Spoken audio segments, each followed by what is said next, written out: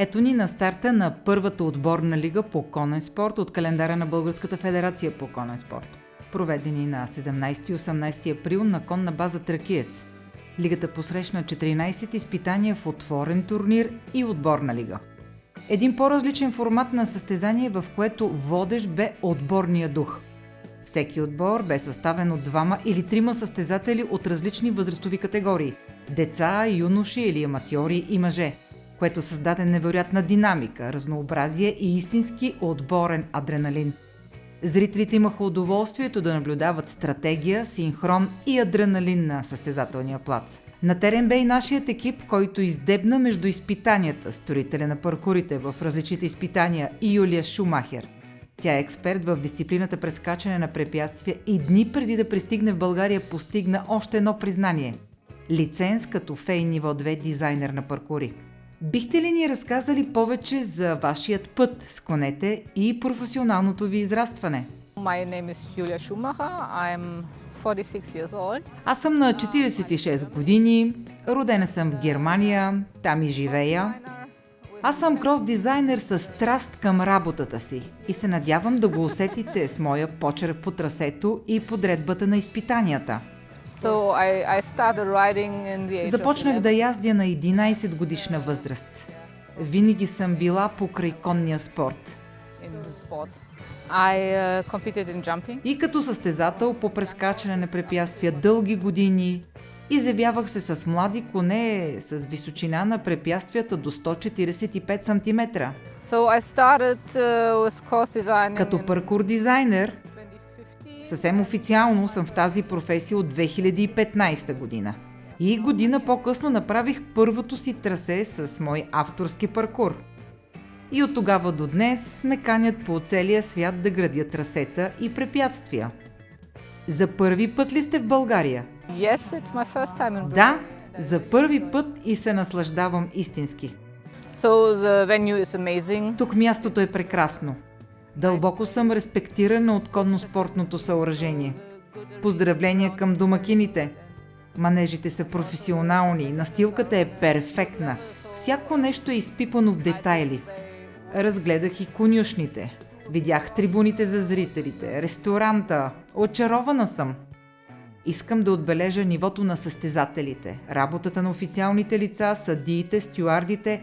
Всичко е на топ ниво. И с това ниво ездачите ви, например, са отлична конкуренция за състезание в Германия от този клас, каквото наблюдаваме в момента. На какво заложихте при направата на паркура в различните изпитания? First, I try to have a Първо, винаги се стремя да създам добра, плавна линия. Сетне конете да могат да завиват независимо от класа и категорията на ездачите и височината на изпитанията. При маркиране на пътя към паркура избирам вида и разположението на препятствията с трудност, съобразена с вида на състезанието и ритъма на преминаване над препятствията. Всичко зависи от възрастта на конете, от това бърз паркур ли е, техничен ли е и много други условности. Бихте ли посочили разликата според вас между лош и труден паркур? Okay. I think a difficult course. Трудното трасе винаги те предизвиква, а лошото то затруднява и коня и ездача. Когато се съсредоточиш върху едно препятствие, това е лошо трасе. Трябва докато скачаш препятствието вече да гледаш следващото. Конкур и пика разликата между лош паркур и труден паркур е съществена. Трудността е моя работа и тя е търсена, но контролирана.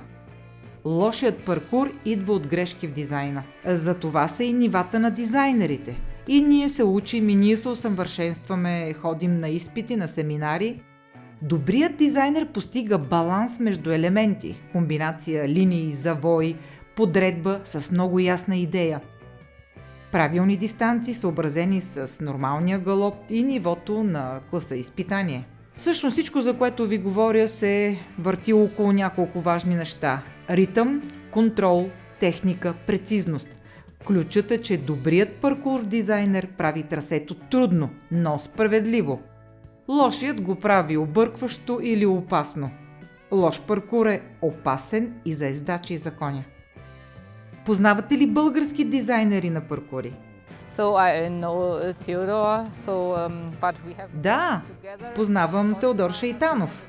Той бе в екипа на техническите лица на летните олимпийски игри в Париж през 2024 година, като помощник паркур майстор на дизайнерите Сантяго Варела от Испания и Грегори Бодо от Франция.